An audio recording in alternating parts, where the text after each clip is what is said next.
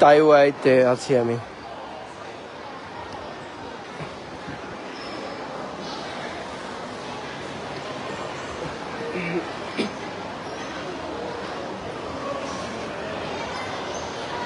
Market place, এটা একটা super market, super shop.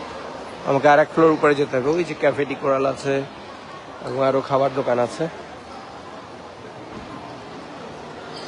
আমার আজকের এই লাইভটা আমি ওভারঅল একটু, যেহেতু গান হচ্ছিল নিচে, সেজন্য গান শোনানোর জন্য I thought it could be better for